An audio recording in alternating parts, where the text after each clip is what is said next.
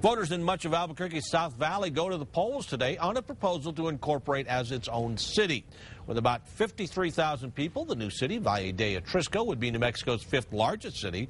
Only the 23,000 registered voters who live within its boundaries are eligible to vote. Polls are open today from 7 until 7. For a list of in-person voting precincts, go to KRQE.com. Well, there are strong opinions on both sides of the South Valley issue. Those in favor of incorporation say voters can't afford not to vote yes. And join us this morning to talk about some of those issues. At stake is Jerome Padilla. He's a volunteer with the South Valley Incorporation.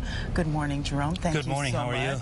Thanks for getting up so early. So, why should residents vote for incorporation? Well, we've had a group of about 50 volunteers that have been participating over the last 2.5 years, looking at the feasibility, utilizing some UNM report, and basically the incorporation costs the county about $840,000 in losses as a result of incorporation. The benefit is, on the UNM study, is that there's $8.5 million worth of revenues available on the table. So if you vote against it, the South Valley is losing about $7.5 million in revenues by voting against this. The loss to the county is only $840,000, and in the simplest form, county can continue to provide the same services as they are right now. A city could, for example, give that $840,000 to the county to offset their losses and continue status quo. And I think that it's a strong idea for us to have a form of government that's better suited for 53,000 people, whereas county government is probably better suited for less populated areas where they don't have the potential for voting referendums.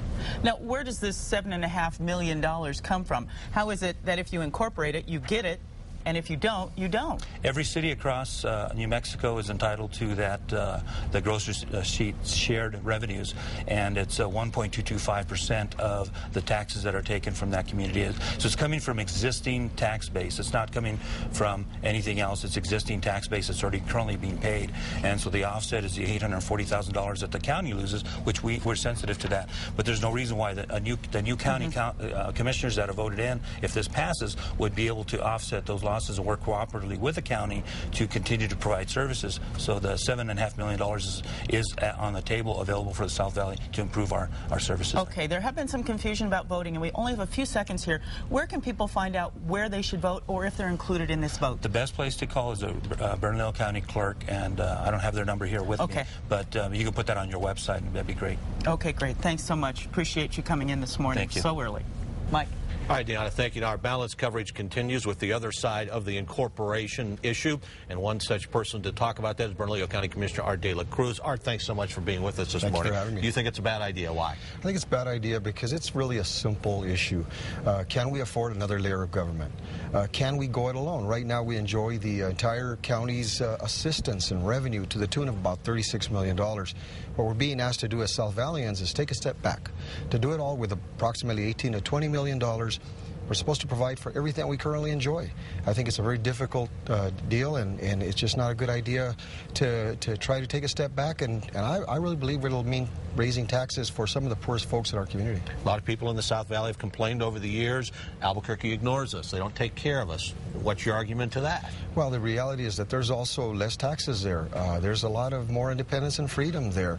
So it's a trade-off, but the reality is most South Valleyans are independent people, and they sure would not appreciate higher taxes. So I really think that we have a good form of government right now with the county commission and, of course, our state representatives, and to take a step back and to ask people to cut back on fire and police is just not a good idea in this economy. Well, the other side of the issue thinks, no, you won't be cut back in those type of services. We'll have our own little, we'll have our police force, we'll have our fire service, which eventually will be better than what you're getting now. Well, the difficult part is that we have $20 million to work with. That's what we'd have to work with.